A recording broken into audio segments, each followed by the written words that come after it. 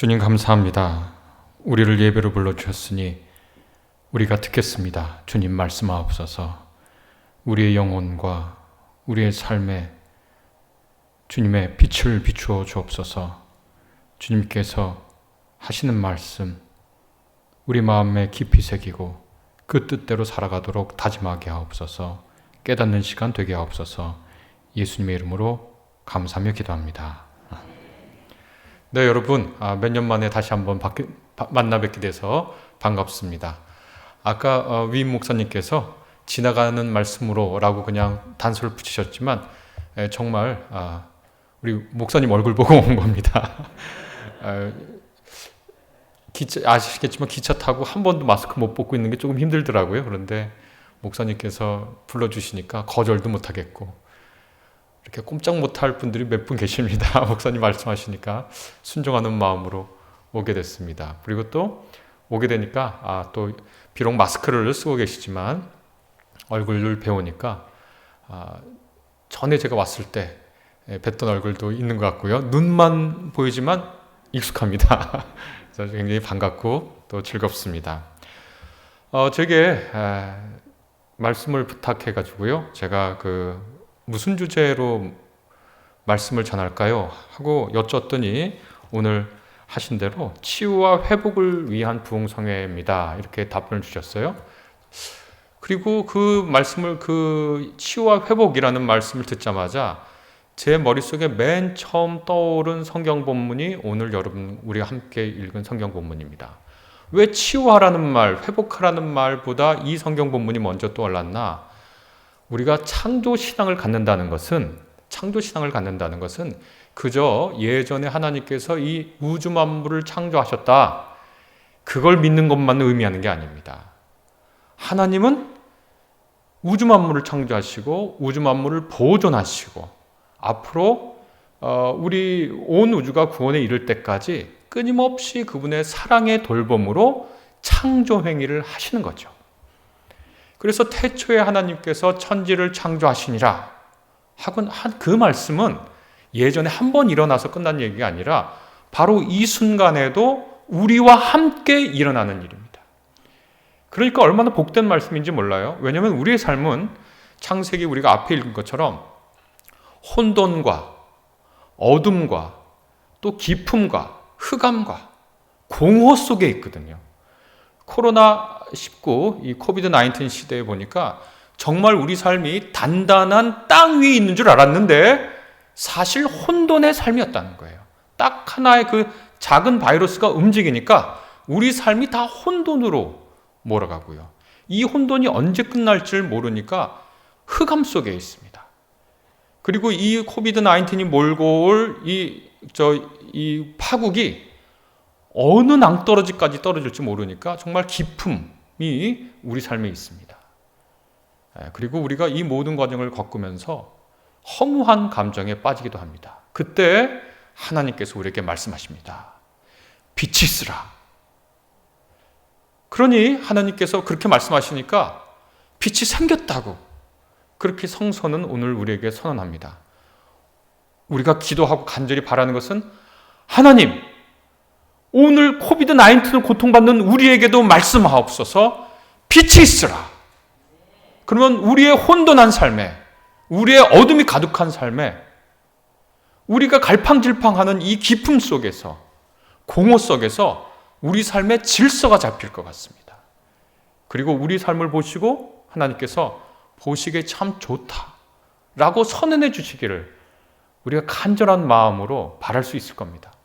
그래서 저는 회복과 치유라는 그 두 단어를 들었을 때 하나님께서 고치신다는 여호와 라파의 구절이 떠오르는 것도 아니고 또 예수님께서 수많은 병자를 고치신 그 사역이 떠오르는 것도 아니고 창세기 1장 1절의 그 구절이 떠올랐습니다. 빛이 있으라 하니 빛이 생겼다.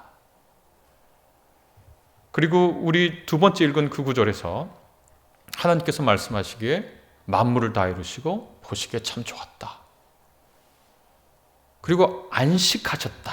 이렇게 되어 있는데 저는 오늘 이 구절을 가지고 여러분하고 우리가 하나님의 창조 과정에 동참하고 있는데 지금 그러니까 하나님께서 예전에 창조하시고 그냥 이렇게 살라고 두신 게 아니라 창조신앙이라는 것은요, 혼돈에 있는 곳에 질서를 부여하고자 하는 의지와 그 희망과 그 용기를 창조신앙이라고 부르는 겁니다. 우리가 허무하잖아요, 살다 보면. 허무하다는 게 뭡니까? 그거 그리스어로 마타이오테라는 건데, 이 물 위에 빙빙 떠도는 부초 같은 걸 뜻합니다. 그 히브리어로 헤벨 동사인데요. 헤벨은 이런 숨소리입니다. 이 숨소리가 나면은 어디론가 사라져버리고 없지 않습니까? 아지랑이 같은 거예요. 아지랑이가 봄 되면 저기서 멀리서 피어 올라가는데 그 실체가 없잖아요. 저기 아지랑이 폈다 하고서 누군가한테 말하면 이렇게 돌아보면 그 순간 없어지는 게 아지랑이 아닙니까? 그렇게 허무한 인생인데 우리가 허무에 굴복하지 않고 끝모를 기품에 굴복하지 않고 빛이 있으라 하신 그 명령에 따라서 우리가 이 혼돈한 세상에 질서를 부여하려고 노력하고 이 어둠에 빛이 되고 또 우리가 이 갈팡질팡하는 이 허무의 감정 속에 이 세상은 절대 허무하지 않아. 이 세상은 이렇게 살다가 끝나는 게 아니야. 우리는 궁극적으로 하나님께서 마련하신 감탄의 세계, 보시기에 참 좋았더라의 세계, 그리고 모든 일을 마치시고 안식하셨다 하는 그 말씀에 따라 우리가 이 땅에 살면서 하나님의 창조신앙대로 따라 살다가 안식할 그날을 기다리는 삶이 아닌가라는 생각을 해봅니다. 그래서 저는 오늘 특별히 오늘날 이 팬데믹의 시대, 감염병의 시대에 창조신앙의 한 자락을 살피고자 합니다. 오늘날 우리가 살아갈 때 이 혼돈에 질서를 부여하는 창조신앙으로 살아가는 게 무엇인가? 우리 그리스도인들의 본질은 무엇인가? 우리 교회의 사명은 무엇인가? 우리가요, 힘이 없을 때 가만히 주저앉아 있으면 더 힘이 없죠. 프랑스의 한 남들 많이 돕고 어려운 분 많이 도운 한 신부님이 전해준 이야기인데요. 한 절망한 사람이 신부님을 찾아왔다는 거예요. 그리고 자기는 사실 아무 소망이 없고 자살을 하려고 하는데 자살하기 전에 그냥 신부님 얼굴 한번 보러 왔습니다 라고 얘기했다는 거예요. 그랬더니 그 신부님이 아유 죽지 마세요 이런 얘기하는 게 아니라 혹시 정말 시간이 좀 되냐고. 그래서 시간은 되죠. 뭐 어차피 죽을 사람인데요. 그랬더니 그 신부님 하신 말씀이 그럼 나 좀 도와달라고. 내가 지금 이거 좀 해야 되는데 나 좀 도와달라고. 그래서 그분이 그 신부님 말씀 듣고 그 일 돕다가 살아났어요. 마음이 살아났거든요. 그건 무슨 뜻이냐면 고통과 절망의 상황 속에서 우리가 주저앉아 있으면 야 이거 앞으로 어떻게 될지 모르겠다 한탄하고 있으면 앞길이 보이지 않습니다. 그때 창조신앙이라는 것은 우리가 누구였는지, 우리 삶의 본질이 무엇이었는지, 우리에게 맡겨진 책무가 무엇이었는지 다시 한번 확인하면서 그것에 다시 매진하는 길이다. 이렇게 얘기할 수 있겠습니다. 그래서 제가 치유와 회복의 창조신앙은 무엇인가 생각을 해봤습니다. 그래서 제가 준비한 슬라이드가 있습니다. 첫 번째 보면은요, 그리스도인의 본질이라는 것은 무엇인가? 그것은 간단합니다. 예수께서 이 땅에 오셨을 때 그분의 사역을 어떻게 요약할 수 있는가? 그분이 십자가에 달리시고 부활하시는 그것을 우리가 흉내낼 수는 없으니까 이 땅에 살면서 무슨 일을 하셨는가 하고 보니까 마태복음서에서는 말이죠. 딱 세 가지로 요약하고 있습니다. 다음 슬라이드를 보시면 그것이 세 가지로 요약되는 게 있습니다. 마태복음 4장 23절에서 25절의 말씀인데요.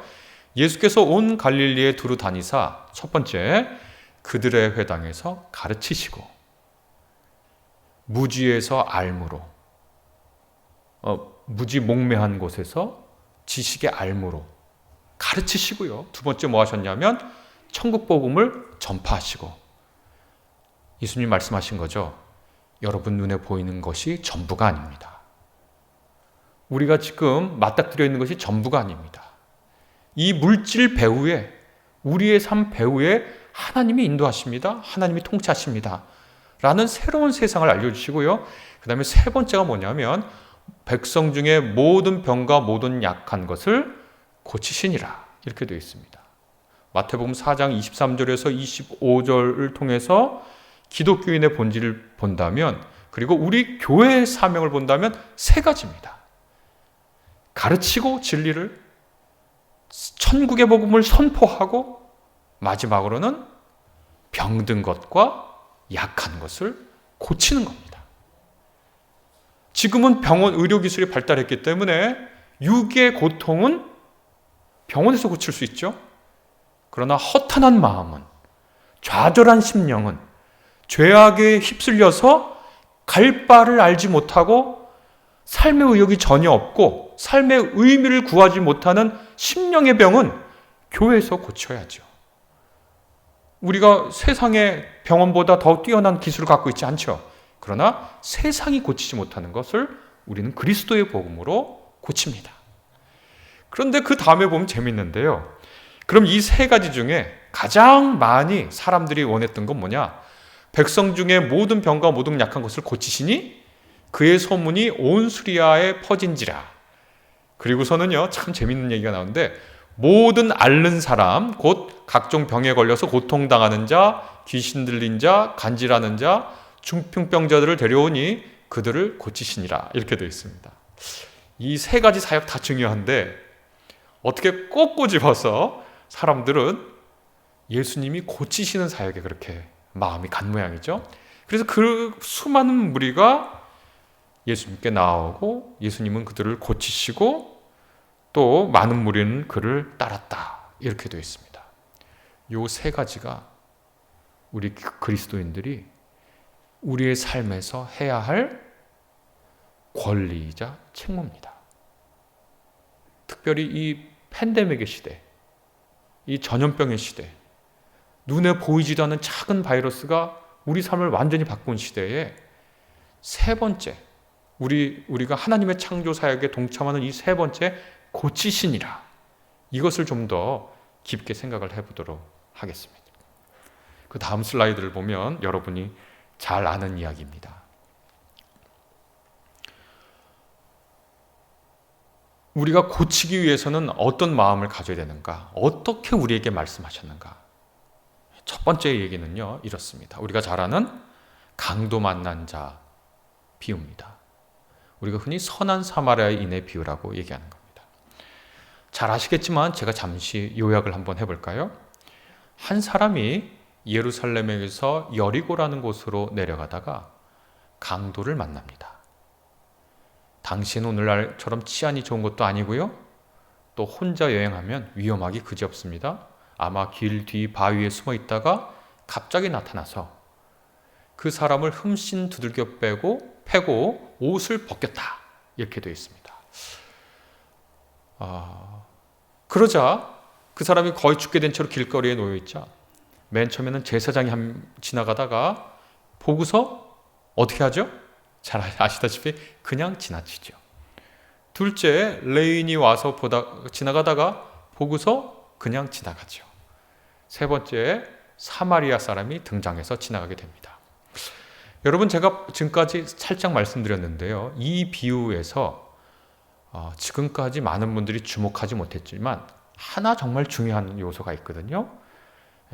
그것이 뭘까요? 뭐라고 생각하세요? 왜 제사장과 레위인은 지나갔을까요?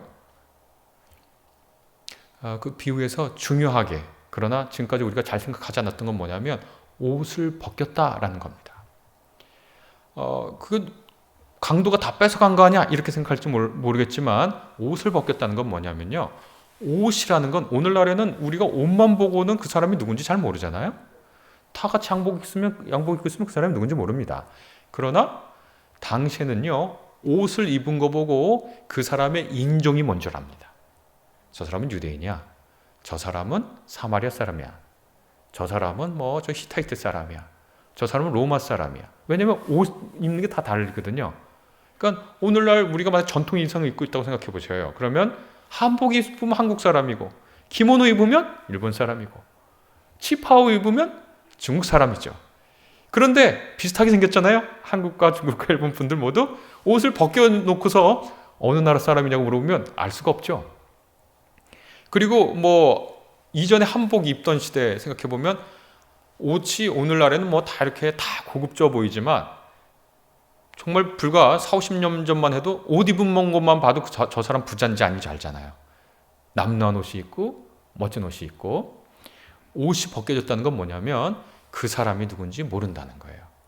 그 사람이 유대인인지 사마리아 사람인지 아니면 로마인인지. 다시 말해서 옷이 벗겨졌다는 건 그 사람의 인종이 뭔지 모른다는 거예요. 두 번째, 그 사람의 경제적 상태가 뭔지 모른다는 거예요.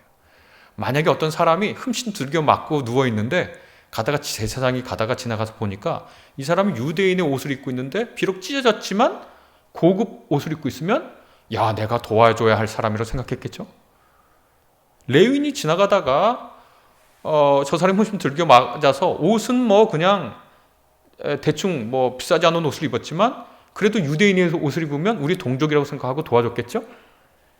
그런데 그 사람은 옷이 벗겨진 거예요.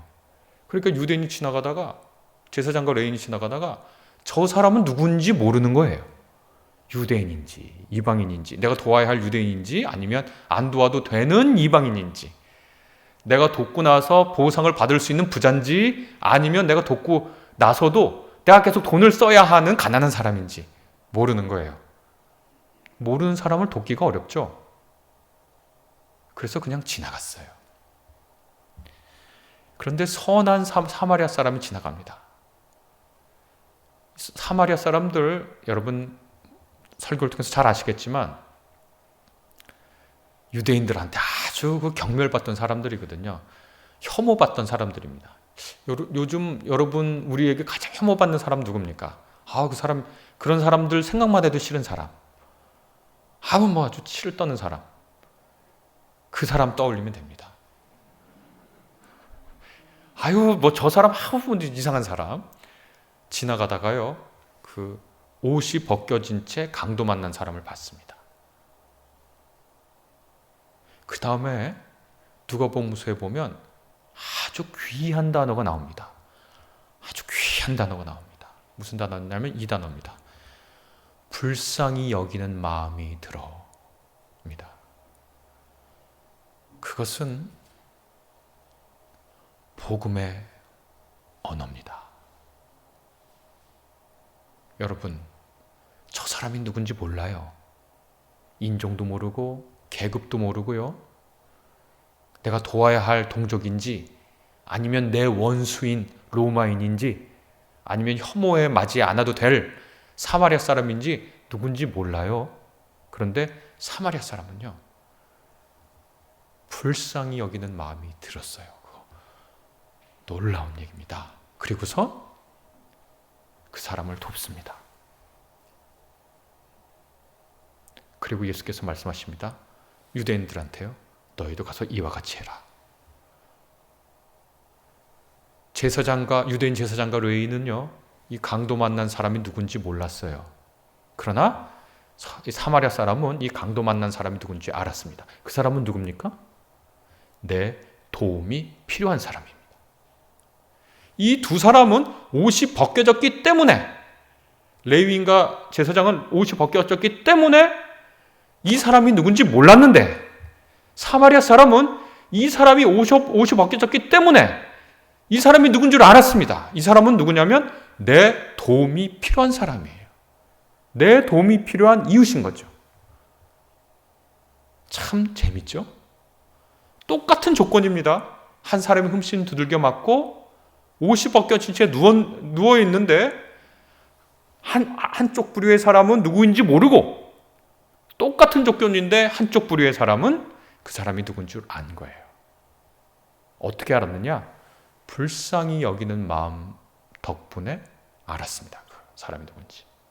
그리고 그 사람이 바로 그리스도인입니다. 여러분, 누구인지 모르겠는데 내 도움이 필요한 사람을 보고 불쌍히 여기는 마음이 드는 사람이 그리스도인입니다. 바로 거기서 이 세상의 치유와 회복이 나오고 상처받은 우리 자신도 회복되고 치유되는 역사가 일어납니다. 우리가 언제 건강해집니까? 우리 안에 불쌍히 여기는 마음이 가득할 때 우리의 마음이 치유가 됩니다. 누군가를 불쌍히 여길 수 있는 마음을 가진 사람이 바로 치유된 사람입니다. 누군가를 향해서 불쌍히 여기는 마음을 품을 수 있는 사람이 바로 행복한 사람입니다. 제가 좋아하는 말이 있는데요. 누가 제일 부자입니까? 아무것도 부러운 거 없는 사람이 제일 부자입니다. 아무리 부자라도 누군가 부러우면 돈 때문에 그 사람 부자 아닙니다. 누가 권력이 제일 센 사람입니까? 아무도 무서운 사람이 없는 사람이 제일 권력이 센 사람입니다. 내가 권력이 굉장히 높은 지위에 있다고 해도 누군가가 두렵고 누군가의 말이 무서우면 나는 권력이 없는 겁니다. 그러나 부러운 사람이 없으면 부자고 두려운 사람이 없으면 권력자입니다. 그리스도인들 마음은 어떤 사람들인가? 이 마음에 불쌍히 여기는 것이 있는 사람입니다. 그런 사람은 회복된 사람입니다. 치유받은 사람입니다. 주님, 우리 삶에 빛을 주소서. 그 빛은 어떤 빛깔을 띠고 있는가? 불쌍히 여기는 마음의 빛을 띠고 있습니다. 그 다음에 두 번째 보면 말이죠. 두 번째 슬라이드를 보면 마태복음 25장 31절부터 46절에 나오는 이야기입니다. 여기 보면은 우리가 잘 아는 심판의 비유인데요. 인자가 그분의 영광으로 다시 올 때 양과 염소를 구분하는데 오른편에 양, 왼편에 염소를 두면서 이렇게 얘기해요. 어떻게 말씀하시냐면 내 아버지께 복받은 자들이여 나와서 창세로부터 너희를 위하여 예비된 나라를 상속받으라. 그리고서 이런 말씀을 하시는데요. 내가 줄일 때에 너희가 먹을 것을 주었고 목마를 때에 마시게 하였고 나그네 되었을 때 영접했고 헐벗을 때에 옷을 입혔고 병들었을 때에 돌보았고 옥에 갇혔을 때에 와서 보았느니라. 이렇게 말씀합니다. 지금 보시는 이 그림은 피테르 브리헬이라고 하는 분이 그린 건데 그 7가지 제가 지금 말씀드린 7가지를 하나하나 했습니다. 이게 이제 바로 위에 보면 먹을 거를 주고 있죠. 빵을 나눠주고 있고 저쪽에 보시면 마실 거를 주고 있고 옷 벗은 사람에게 옷을 입히고 있고요. 병자들을 찾아가고요. 하나하나 그림이 다 있죠. 네. 그리고 저 맨 위에 보면 나그네라고 그랬지만 오늘날 말로 하면 홈리스입니다. 홈리스에게 잠자리를 내준 거예요. 그리고 저 맨 위에 보면 감옥에 갇힌 사람을 찾아가고요. 그렇죠? 그러니까 이 얘기를 들은 사람들이 어떻게 얘기하냐면 이렇게 얘기를 합니다. 주님, 저희가 언제 그랬습니까? 하고 되물으니까 저희가 언제 그랬죠? 저희가 주님을 그렇게 대접한 기억이 없는데요? 하고 하니까 이렇게 말씀하십니다. 임금이 대답하여 이르시되 내가 진실로 너희에게 이르노니 너희가 여기 내 형제 중에 지극히 작은 자 하나에게 한 것이 곧 내게 한 것이라. 이 말씀은 무엇이냐면요. 예수님께서 자기 자신을 그냥 작은 자도 아니고 지극히 작은 자와 동일시하신다는 거예요. 그 말씀은 우리에게 어떻게 들려야 하냐면 우리가 이렇게 볼 때 저 사람 참 작네 라고 하는 사람이 예수님입니다. 그 사람에게 한 것이 곧 예수님에게 한 거라는 거예요. 네, 이렇게 두 가지입니다. 어떻게 치유와 회복, 우리 삶에 빛이 만들어지는 빛이 어떻게 우리 삶에 빛이 만들어지느냐? 어떻게 우리가 하나님의 창조 사역에 동참하느냐? 첫째는 누구인지 모르기 때문에 누구인지 모르는데도 우리 마음에 불쌍히 여기는 마음이 들면 창조의 역사가 일어나는 겁니다. 우리가 볼 때 지극히 작은 자라서 정말 있는 듯 없는 듯 한 사람인데 그분을 예수님의 얼굴처럼 볼 수 있는 사람. 내가 이렇게 보니까 그냥 미미한 김집사가 아니라 언뜻 그분의 얼굴에서 예수님의 모습을 봤다면 그분이 바로 그리스도인입니다. 그분이 바로 기독교인이라고 얘기할 수 있겠습니다. 바로 이 두 정신, 이 두 마음이 초기 기독교 신자들에게, 성도들 마음 깊이 자리 잡았습니다. 그리고 이 두 마음 때문에, 이 두 마음의 힘이 오늘날 주님의 교회를 이렇게 세계적인 교회로 만들었습니다. 여러분, 우리 다음 슬라이드 보면 맨 처음에 예수님께서 십자가에 달려 돌아가시고 부활해서 여러 선교사들이 선교하고 복음을 전할 때요, 상식적으로 도저히 이 예수님을 믿는 이 믿음이 전파될 가능성이라는 것은 전혀 없습니다. 아마 오늘날 축구 경기 승패를 걸고서 도박을 하는 승부사들, 도박사들에게 당시 상황을 알려주고 이 기독교라는 종교가 세계적인 종교가 되겠습니까? 말겠습니까? 하고 돈 내기를, 도박을 하라 그러면 다 안 된다고 할 거예요. 왜냐하면 오늘날로 말로 바꾸면 한 20, 30년 전 얘기를 하면 우리나라 국가보안법으로 사형을 당한 사람을 구주로 믿는 종교예요. 어떻게 그 종교가 성공하겠습니까? 당시 로마 제국은요, 역사학자들에 따르면 오늘날 미국과 중국을 합해 놓은 국력이라는 거예요. 지금 미국 하나만 해도 어마어마하고 중국 하나만 해도 어마어마한데요, 미국과 중국을 합해 놓은 것 정도의 국력의 크기라는 거예요. 그런데 그곳에 국가보안법으로 죽은 분이에요, 예수님께서. 그게 잘못된 판결이지만 겉으로 나타난 건 그건데 이걸 어떻게 성공했겠습니까? 학자들은 여러 얘기를 합니다. 첫 번째 얘기로는 그 다음 슬라이드를 보면요, 학자들은 성장의 원동력이 도로망에 있었다고 주장하기도 합니다. 실제로 그 로마의 도로망이 굉장히 달돼서 우리 옛날 속담 중에 모든 길은 로마로 통한다 그런 말 있잖아요. 그런데 그게 속담이 아니라 실제로 로마 시대는 그랬어요. 지금 보면 도로망이 제가 이제 갖고 왔는데 우리로 따지면 고속도로, 우리 경부고속도로 타면 서울 가고 중간에 대전 가고 뭐 다 갈 수 있잖아요. 그것처럼 로마가 만들어 놓은 도로, 주요도로 타면은 교차로를 왔다 갔다 해서 로마로까지 갑니다. 로마의 제국의 상징은 길이거든요. 아직까지 2000년 전에 만든 길 씁니다. 로마에서 쓰는 길이 있습니다. 그 정도로 이 토목 기술이 뛰어난 민족인데요. 그래서 도로망 때문에 기독교가 이렇게 성공적으로 전파될 수 있었다라고 그래요. 그런데 꼭 그것 때문일까요? 저는 그렇게 생각하지 않는데요. 다른 종교들도 그 길 똑같이 이용했을 거 아니에요. 또 학자들은 다른 원인이 있다고 주장합니다. 다음 슬라이드 보면 공통 언어가 있었다는 거예요. 라틴어, 고대 로마어하고 그리스어. 이 두 언어가 있었기 때문에 복음이 쉽게 전파될 수 있었다는 거예요. 실제로 우리 신약 성경이 모두 그리스어로 기록되어 있지 않습니까? 그래서 많은 사람들이 예수님의 이야기를 듣고 그 이야기에 감동해서 기독교가 성할 수 있었다는 거예요. 그럴듯하지만 역시 이것도 부족합니다. 왜 그럴까요? 그리스어를 당시 기독교만 사용했습니까? 다른 종교도 사용했는데요. 그럼 왜 성공을 했을까요?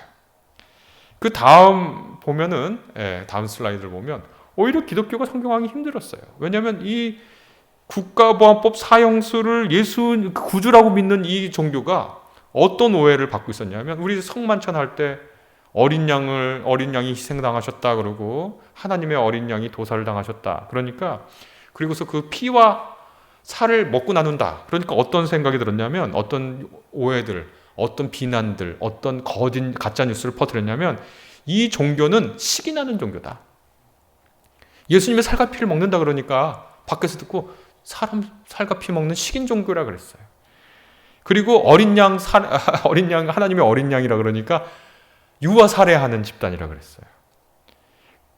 그리고 교회로 모여서 형제자매라고 부르니까 저 성적으로 아주 방탕한 사람들이라고 그랬어요.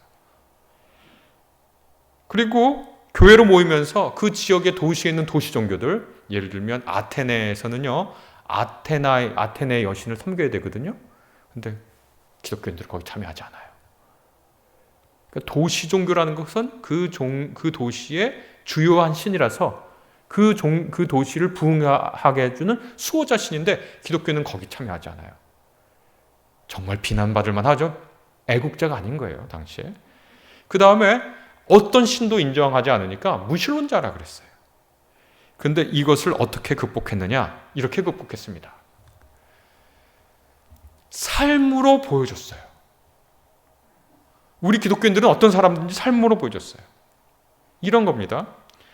외부 사람들이 보니까요, 기독교인들 살아가는 걸 이렇게 보니까 소문은 많이 들었어. 저 사람들 하는 것도 같고, 굉장히 성적으로 문란한 것 같고, 도덕적으로 타락한 것 같고, 애국심도 없고, 신도 안 믿고 이런 사람들인 줄 알았는데 그게 아니라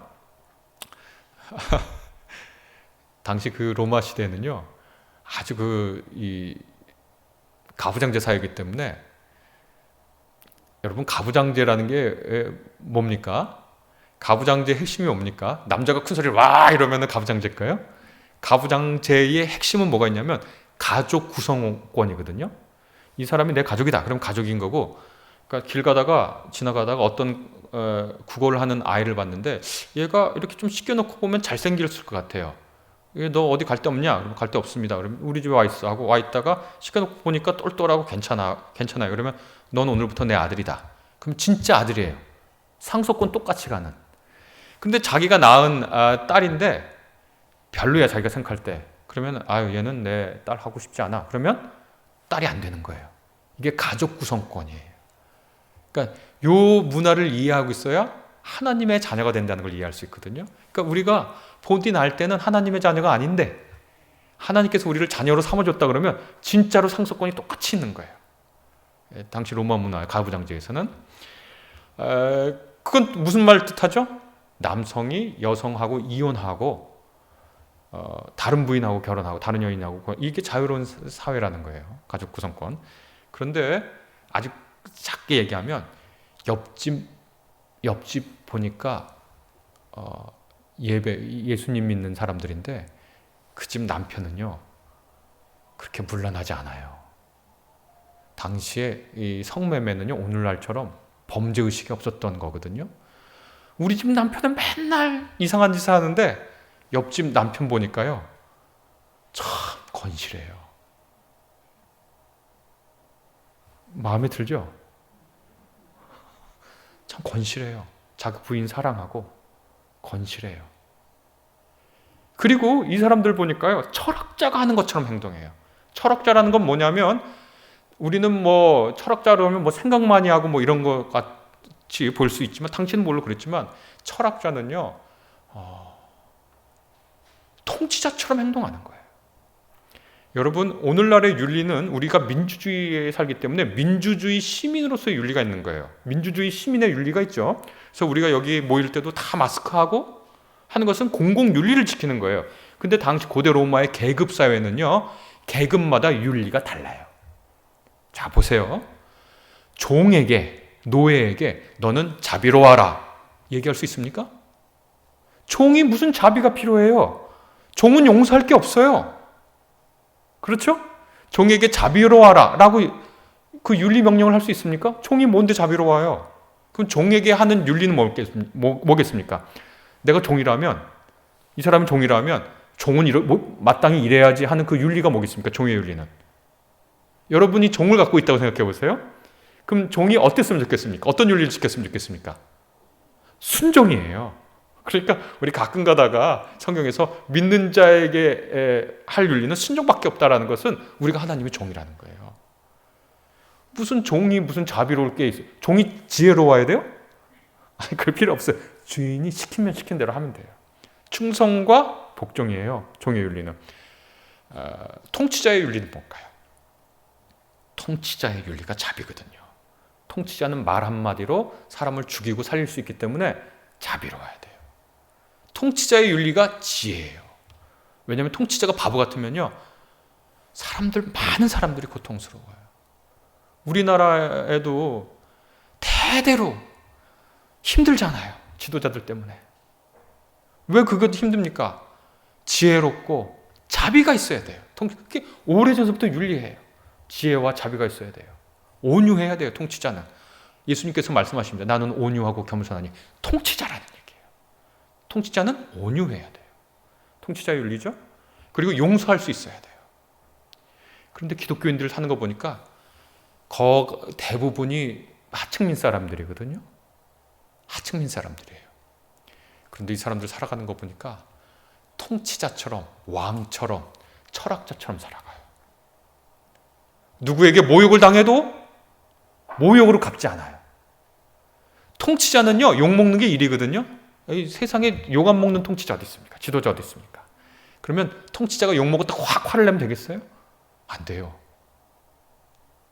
통치자는 모욕을 당해도 모욕으로 갚지 않아요. 누가 나를 비방 조롱하면 오히려 성경에 이르기를 어떻게 되어 있습니까? 좋은 말로 되갚아줘요. 누가 나를 모욕하면 모욕의 말로 다시 갚아주지 않고, 로마서나 이런 데 써있는 글을 보십시오. 어떻게 하라고요? 모욕으로 갚지 않고, 누군가 내한테 돈을 빌려갔어서 갚지 않으면 갚으라고 달려들어서 멱살 잡지 않고 그 사람 빚을 탕감해줘요. 이게 누구처럼 하는 거예요? 통치자처럼 하는 거고 철학자처럼 사는 거예요. 이야,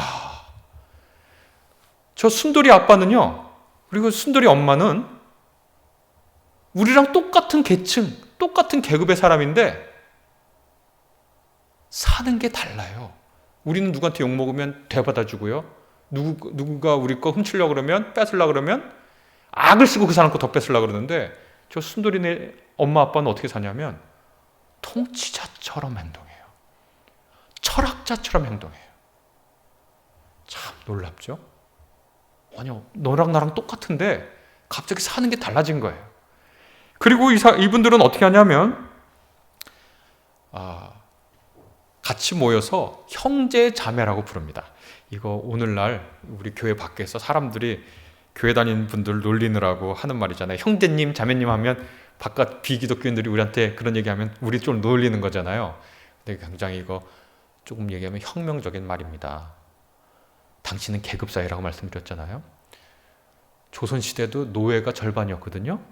노예가 절반이라는 건 양반하고 뭐 중인 있다고 하면 노예는 사람 취급 못 받는 거 아니겠습니까? 노비들.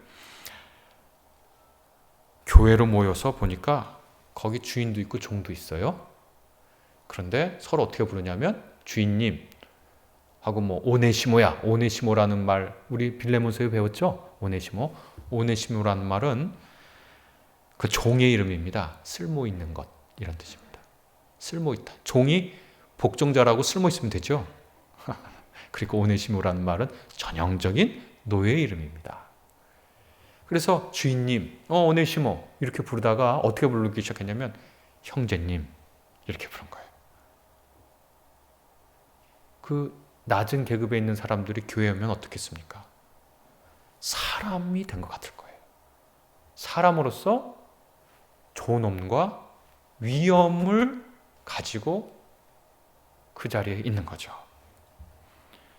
그리고요, 아까 홈리스 얘기했지만 로마 같은 대도시에 농촌에서 먹고 살 것이 없어서 이렇게 도시에 오면 홈리스 생활을 하잖아요. 교회 가면 교회에서 이분에게 대안 가정을 제공해 주는 거예요. 우리나라에서 제일 큰 교회 있지 않습니까? 그 교회 어디서 이렇게 성장했습니까? 그 은평구에 있는, 서울 은평구에 있는 그 터미널이 있었어요. 거기에 빈민촌 판잣집들이 있었습니다. 왜 빈민촌 판잣집입니까? 시골에서 정말 먹고 살 게 없어가지고 도시 왔는데 갈 곳이라고는 그 무허가 거기밖에 없어요. 그래서 가가지고 고향에서 뿌리 뽑혀온 거잖아요. 고향에서 정 먹을 것 없으면 옆집 가가지고 좀 아이고 그냥 쌀 한 번만 줘 그러면 주는 마을에 살다가 이제 그거 청할 데도 없는데 온 거잖아요. 근데 교회 가니까 거기서 고향처럼 맞아줬잖아요. 그렇죠? 로마 제국에 살던 사람들이 이걸 본 겁니다. 교회는 철학자처럼 건실한 이웃이 대한 가정으로 이 세상을 초월해 있는 공동체인 거예요. 여기에 모이기 시작했습니다. 그리고 성장하기 시작했는데요. 그 다음 슬라이드 보면 언제 폭발적으로 성장했는지 그 두 번의 기회를 말씀을 드리겠습니다. 첫 번째는 165년, 251년에 있었던 일인데요. 여러분, 우리가 코비드 19 겪으면서 이게 뭐 이런 일이 다 있나 싶지만 사실은 이런 일은 인류 역사 내내 있었습니다. 저도 코비드 19 이거 겪으면서, 코로나 겪으면서 이거 참 인류에 참 유례없는 일이다 이렇게 가만히 생각하다가 그게 아닌데? 생각해보니까 주기적으로 인류에게는요 전염병이 닥쳤습니다. 주기적으로 닥쳤어요. 그리고 결론부터 말씀드리자면요, 165년과 251년, 다시 말해서 기독교가 아주 미미하고 계속 오해를 받고 있는 와중에서 교회가 어떻게 폭발적으로 성장하고 부흥하고 많은 사람들이 교회에 희망이 있구나, 교회에 소망이 있구나, 교회에 사랑이 있구나라고 깨닫게 된 시기가 어디냐면 바로 안토니우스 역병과 키프로스 역병이라고 하는 것이 불었던 이때입니다. 오늘날 조사해 보니까 이게 아마 천연두 혹은 홍역이었던 것 같다고 둘 모두 그렇게 얘기하는데, 이 병이 돌았을 때 어떻게 했냐? 비기독교인들, 다시 말해서 예수님을 믿지 않는 사람들은 어떻게 걸리는지도 모르고 왜 걸리는지도 모르니까 어떻게 했냐면 자기 집안 식구더라도요, 우리 엄마가, 우리 아버지가 병에 걸려도 이거 나머지 사람 살아야 된다고 생각해서 아직 살아있는 사람을 그냥 이렇게 들것에 실어다가 그 죽은 전염병 환자가 있는 구덩이에 넣어버리는 일이 비일비재했습니다. 그런데 그리스도인들은 어땠냐? 이때 안토니우스 역병하고 키프로스 역병이 돌릴 때 어떻게 했냐? 이분들은 어떻게 했냐면, 우리의 신앙 선조들은 어떻게 했냐면 반대로 자신들이 돌보다 위험한 상황에 처할 수 있는데도 병자들을 계속 돌보는 거예요.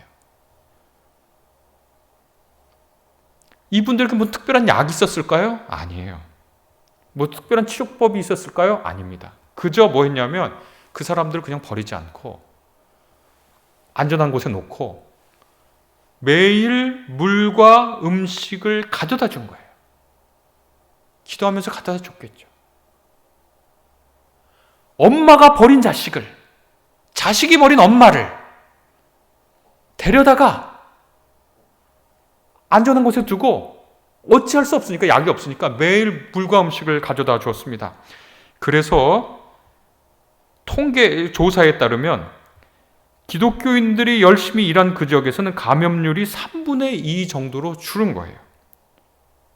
그래서 이때 당시에 어떤 말이 있었냐면 어떤 종교를 가졌냐에 따라서 생사가 갈린 겁니다. 기독교 신앙인들이 있는 곳에서는 살고, 문자 그대로 살고, 기독교 신앙이 없는 곳에서는 문자 그대로 죽는 확률이 더 높아진 겁니다. 그 다음 보시면 말이죠. 그래서 이게 어떻게까지 됐냐면, 우리가 313년에 기독교가 공인을 받고 이 두 차례 큰일이 있고 나서 사람들이 기독교를 인정하지 않을 수 없는 거예요. 그리고 나서 313년에 공인을 받게 되는데, 그때 공인을 해준 그 다음 황제가 율리우스 황제라는 황제인데, 흔히 역사에서 배교자 율리우스라고 불리는데, 이 황제가 왜 기독교로 돌아가서는 안 된다라고 생각하고 예전에 로마 종교로 돌아가고자 하는 시도를 했습니다. 기독교를 전면적으로 박해하지 않았지만 로마의 종교들을 부흥시키면서 기독교를 상대적으로 억압을 했는데요. 결국 맨 마지막에 이런 고백을 합니다. 불경건한 갈릴리 사람들이 자기들 가난한 사람을 지원할 뿐만 아니라 우리의 가난한 사람들까지 지원한다는 사실은 얼마나 수치스러운 일이요. 이렇게 얘기를 남겼습니다. 배교자가. 여러분, 기독교는요, 팬데믹 시대에 성장했습니다. 왜냐? 그 두 마음이 있었거든요. 한 마음은 내가 누군지 모르는 그 사람이지만 저 불쌍한 사람은 내가 도울 사람이다. 두 번째 마음은 지극히 작은 사람에게 한 것이 곧 예수님에게 한 것이다. 이 두 마음을 가지고 산 겁니다. 여기서 특별히요, 다음 슬라이드 보시면 여성의 역할이 중요했습니다. 참 어떻게 교회 와서 보면 참 저도 어렸을 때부터 교회 생활 쭉 하지 않았겠습니까? 훌륭한 목사님들, 훌륭한 전도사님들 많이 뵀는데 꼭 교회 이야기할 때는 훌륭한 권사님들 얘기 빼놓고 할 수가 없어요. 정말 이름 없고 빚도 없이 누군가 가난한 집사님 자녀의 손에 몰래 장학금 쥐어주고 그 집 형편하니까 몰래 아무도 몰래 쌀포대 갖다 줬던 그 권사님들이 교회를 살리죠. 그 역병이 돌았을 때도 여성들이 그 일을 합니다. 남자가 그때 131명이었다면 여성은 100 정도로, 왜 그러냐면 여자 유아 아이를 살해 많이 했거든요. 부인이 아이 낳는데 여자면은 여자인 막 죽였거든요. 참 못난 시대였는데 기독교인은 아이는 하나님의 선물이라고 생각했기 때문에, 하나님의 복이라고 생각했기 때문에 여자아이가 나도 죽이지 않았어요. 생명을 사랑했거든요. 여성들이 당시에 그렇게 천시받던 여성들이 교회에서 자신의 사랑과 자신의 역할을 또 발견한 거죠. 그래서 저는 늘 교회를 우리가 어머니라고 부르잖아요. 어머니 교회라고 부르고, 또 우리 장로교회, 모교회는 세문학교회다 이러면서 모교회라는 말을 쓰는데, 참 교회는 엄마라고 부르는 게 참 적절한 말 같아요. 엄마죠, 교회가. 여성들이 거기서 크게 일을 했습니다. 안정적이었거든요. 왜냐하면 비기독교인들은요, 남편이 언제 자기 부인 버릴지 모르는데 기독교인 남자들은 그렇게 하지 않아요. 여성 아이들 죽이지 않아요. 여기에 여성들도 희망을 본 건데 약자들이 희망을 볼 수 있는 곳이었거든요. 그래서 그 다음 슬라이드를 보면 이런 별명을 얻었습니다. 그 팬데믹 2차례 때 위험을 무릅쓰는 자. 여러분, 이게 교회의 이름입니다. 이게 교회의 이름입니다. 위험을 무릅쓰는 자. 이게 교회의 이름입니다. 이게 교회의 별명이었어요. 네. 그 다음 슬라이드 보면 참 그것도 시간이 벌써 이렇게 됐네. 그 다음 슬라이드 보면, 그래서 실제로 조사해 보니까 기독교인들이 더 오래 살았어요. 참 재밌죠? 참 재밌습니다. 왜 그랬냐? 초기의 신학자인 테루툴리아누스라는 분이 어떤 기록을 남겼냐면, 비기독교 신전은, 그러니까 무슨 아까 말한 아테나의 신전, 아폴로 신전 이런 데는 기부금이 들어오면, 헌금이 들어오면 축제하고 먹고 마시는 데 썼지만, 그 터툴리아누스가 쓴 겁니다. 우리 교회는 헌금을 가난한 자를 후원하고 그들을 매장하는 데 썼고, 부모 없이 지내는 아이들을 돌보았고, 노인들 역시 집에서 돌보았다. 이렇게 써 있습니다.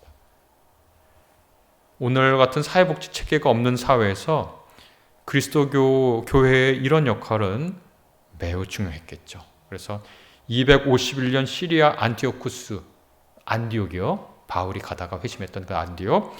거기에 다마스쿠스죠. 안디옥은 바울이 있었던 그 교회. 그 주교는 그들이 1,500명 이상의 과부와 불행을 당한 사람들을 돌본다라고 써보냈습니다. 네.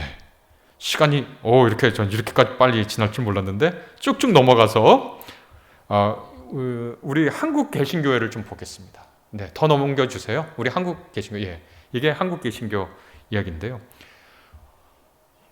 팬데믹 시대는 종교개혁 시대도 있었습니다. 종교개혁 때 종교개혁자 마르틴 루터가요, 그때도 참 중요한 역할을 했거든요. 마르틴 루터 부인이 그때 가정을 꾸리고 있었는데, 그때 부인이 아픈데도 루터 가서 그 병자들, 팬데믹 그 유행병 걸린 사람들 돌봤습니다. 우리나라는 어땠을까요?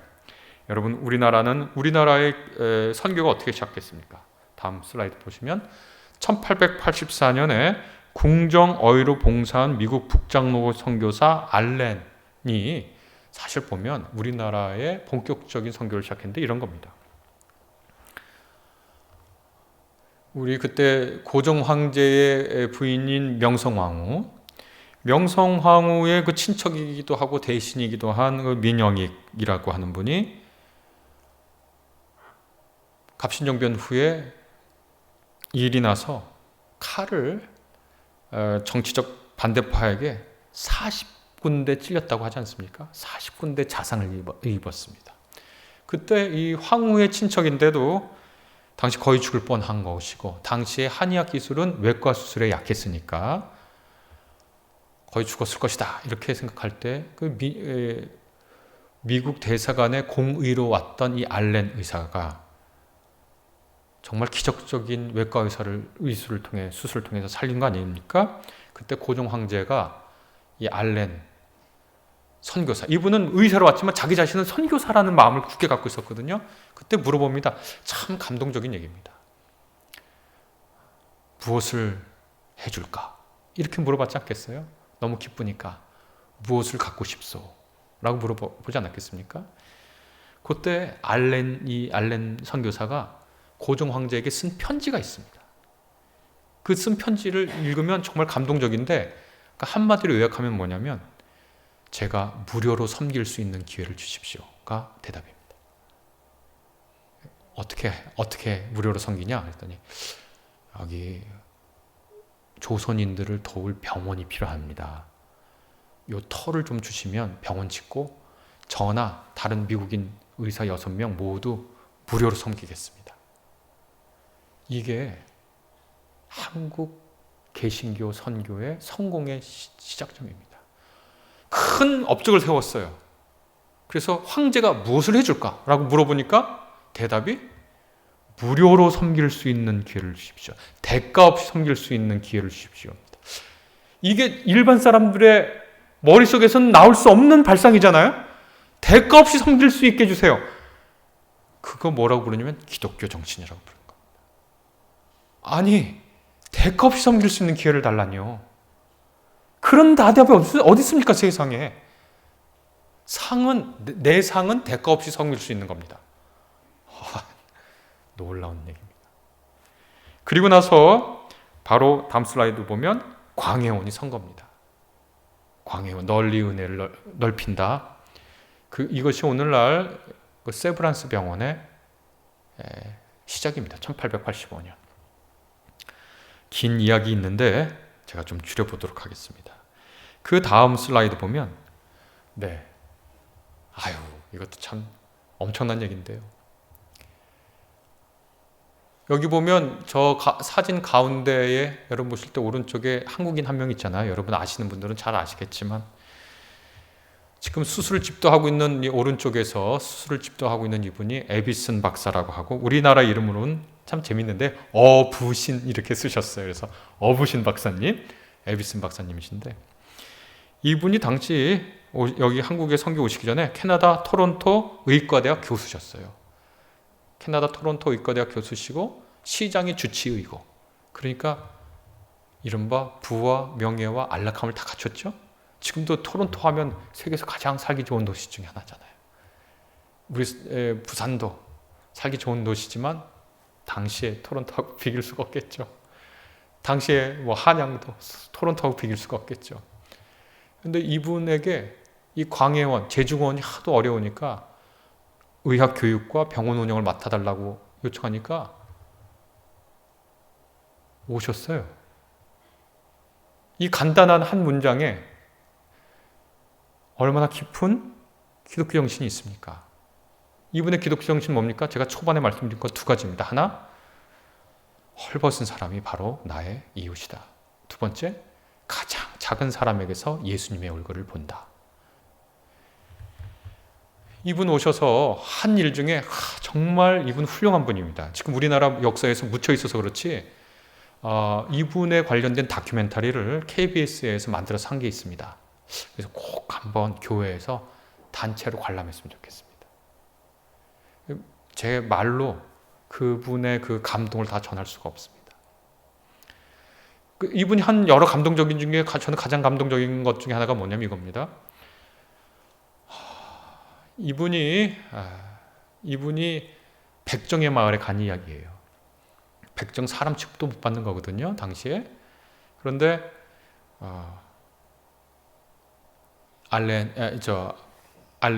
사무엘 무어 목사님이라고 하는 분이, 모삼렬이라는 분이 지금 인사동 쪽에 있는 승동교회 전신교회인데, 거기서 백정의 마을에 좀 가질 수 있겠나, 그렇게 얘기했다는 거예요. 백정의 마을에 왜 가냐면, 그때 당시 콜레라가 돌아가지고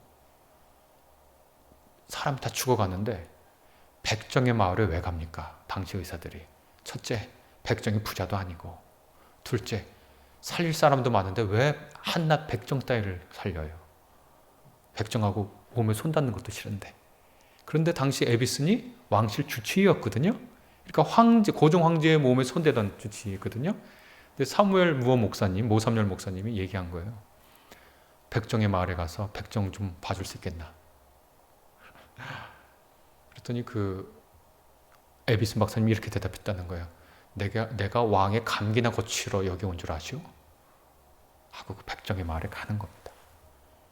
몇 번 왕진을 가고 그 백정의 몸에 손대고 주사하고 나았어요. 그리고 저기 본 한국인 저분 있죠? 저분이 그 백정의 아들입니다. 박서양 교수님. 이분 아들을 에비슨에게 강제로 우리 아이들 교육 좀 잘 시키라고요. 시켜달라고, 제발 의학 좀 배우게 해달라고. 몇 년 두고 보니까 똑똑하고 훌륭해요. 그래서 연세 세브란스 의학교 1회 입학생, 1회 졸업생. 그러면서 워낙 똑똑하고 성실하니까 우리나라 최초의 한국인 세브란스 의과대학 교수가 되셨어요. 그런데 의과대학 교수로 살지 않고 우리나라가 일제 강점당하니까 저 만주 쪽으로 올라가서 독립운동하시고 최초의 군의관도 되시고, 이게 한국의 선교의 역사입니다. 그런데 그것 말고 오늘 더 얘기할 건 바로 이겁니다. 그 다음에 보면, 다음 장에 한번 보여주시죠. 이건데요. 이게 뭐냐면요, 이런 겁니다. 19세기 말에요, 콜레라가 전 세계적으로 돌았습니다. 콜레라가. 우리나라만 돈 게 아니라, 원래 콜레라라고 하는 거 아시죠? 이렇게 설사 많이 하고 탈수해서 죽는 병. 우리나라도 심했죠. 그리고 이질 이런 것도 심했잖아요. 예전에 이질, 콜레라, 말라리아. 근데 콜레라가 원래 인도 벵갈 지역에만 있는 풍토병이었는데, 거기 영국 군인들 상업 무역하느라고 왔다 갔다 하느라 전 세계에 퍼지게 된 겁니다. 그래서 인도 쪽에서 중국 쪽을 타고 올라가서 이북에 의주, 평양 이렇게 쭉 내려와가지고 전국이 지금 콜레라로 사로잡힌 상태가 된 거예요. 그때 조선 정부가 여러 일을 하지만 도저히 제대로 할 수 있는 역량이 안 됐어요. 당시 조선 정부의 그 힘이라는 게.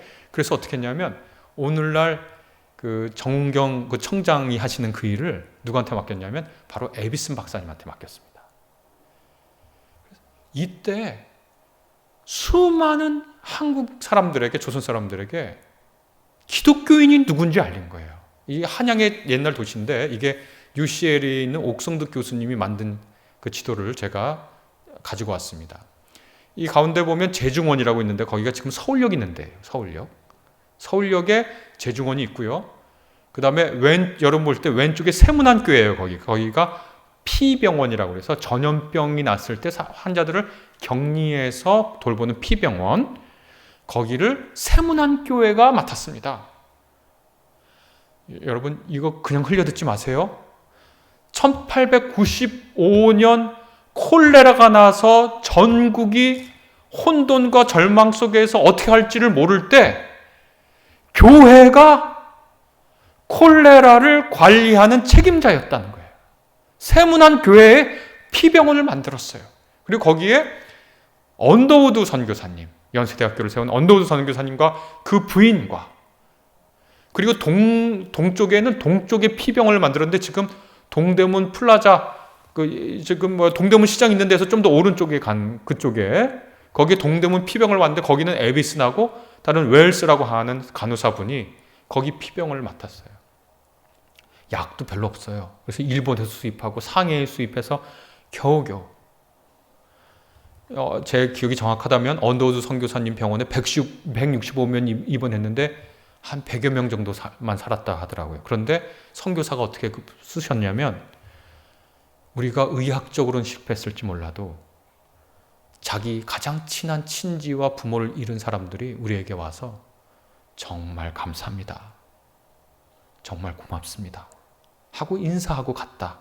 의학적으로는 실패했을지라도 우리는 도덕적으로, 영적으로 승리하였다. 이렇게 썼습니다. 그리고 이 세문안교회에 그 병자가 생기면 제일 힘든 게 뭡니까? 격리하면 되는데 격리하기 전까지 그 환자를 이송하는 거잖아요. 그 이송을 누가 했냐면 세문안교회 청년들이 주로 합니다. 근데 그 청년들 중에 양반들도 있는 거예요. 그걸 보고 당시에 사람들이 뭐라 그랬냐면, 아까는 우리 초기 교회는 교회 이름이 뭐라고 제가 말씀드린 거 기억하세요? 제가 교회 이름이 뭐라 그랬죠? 위험을 무릅쓰는 자. 여기서는 그 양반 청년들까지 나서서 그런 걸 하는 거 보고 뭐라고 했냐면, 왜 이렇게까지 합니까? 이게 교회 이름입니다. 왜 이렇게까지 합니까? 얼마나 복된 이야기입니까? 왜 이렇게까지 합니까? 네, 그 다음 그림을 보겠습니다. 다음 넘어가겠습니다, 제가. 그 다음 거 해주세요. 그럼 뭐 했냐? 그럼 조선하고 조선 정부는 뭐 했냐면, 경국대전에 따르면 이런 전염병이 돌 때는 정치를 잘못해서 그렇다는 거예요. 그래서 어떻게 하냐면 어질인 정치를 베풀어야 된다라고 경국대전에 그렇게 써 있어요. 그래서 그거에 따라서 죄수들을 석방하고 세금을 감면하는 인의 정치를 펼쳐요. 그렇다고 전염병이 없어지는 게 아니잖아요. 그렇죠? 다른 얘기잖아요. 그거는 사람들이 화가 나니까 그것을 풀어주는 건 되지만 전염병 자체를 막을 수 있는 건 아니잖아요. 그러니까 그 전염병이 도니까 어떻게 했냐면, 민간에서는 두 가지 합니다. 소머리 갖다가 문 앞에 놓은 거예요. 여러분 오른쪽 그림이요.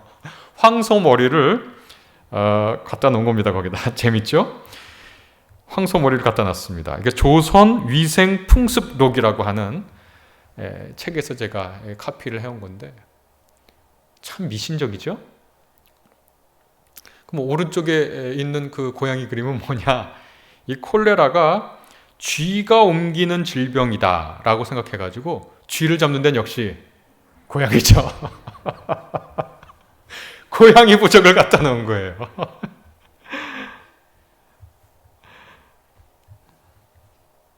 교회는 뭐라 그랬을까요? 이걸 총책임지는 에비스는 뭐라 그랬을까요?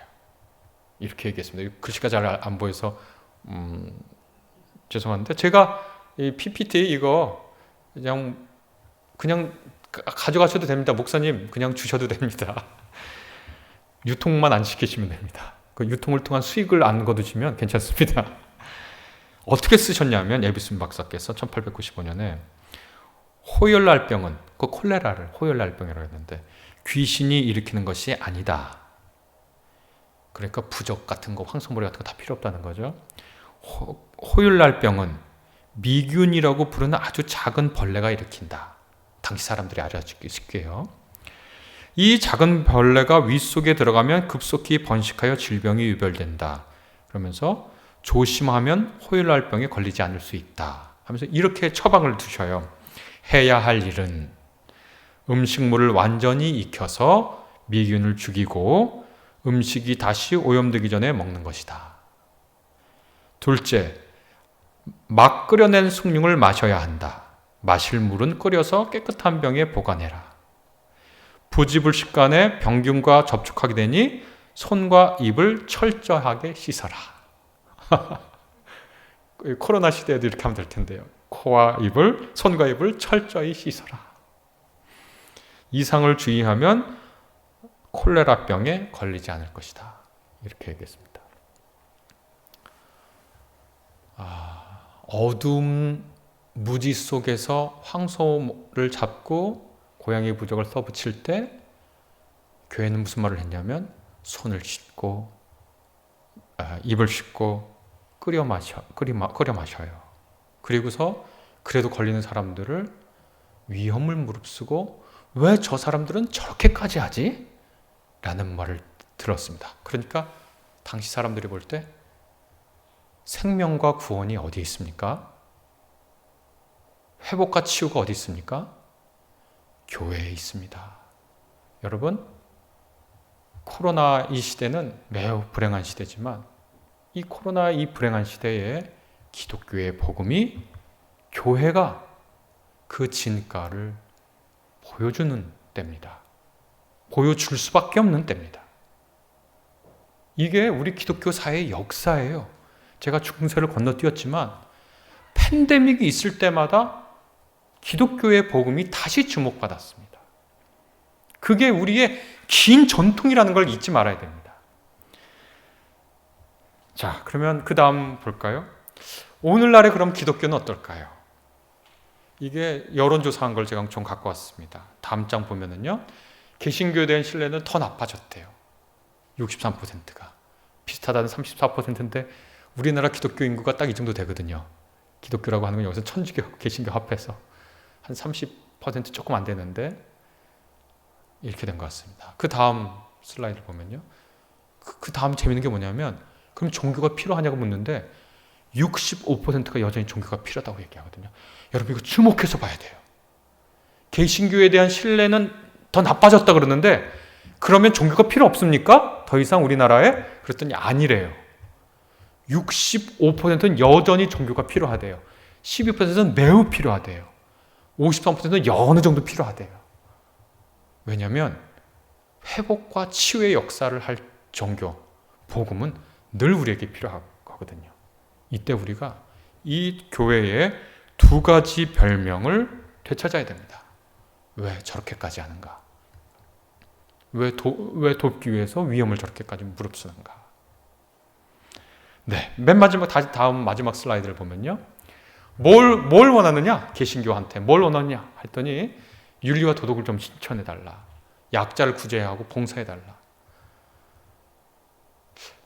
에비슨 그리고 초기 기독교가 교회가 성장할 때 그들은 우리의 입을 보지 않고 우리의 손과 말을 봤습니다.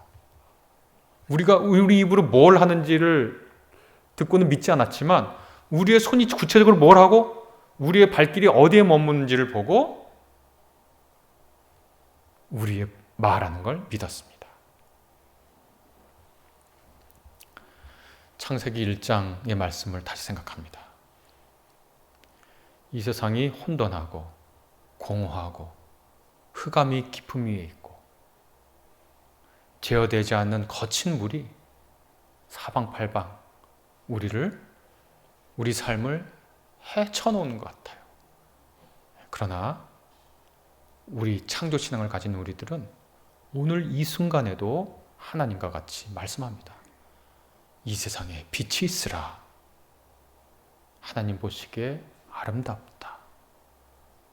이 모든 일을 다 마치고 제7일에 쉬셨다. 이 창조의 영광, 안식의 평화가 우리를 치유와 회복의 길로 이끈다 믿습니다. 같이 기도하겠습니다. 주님 감사합니다.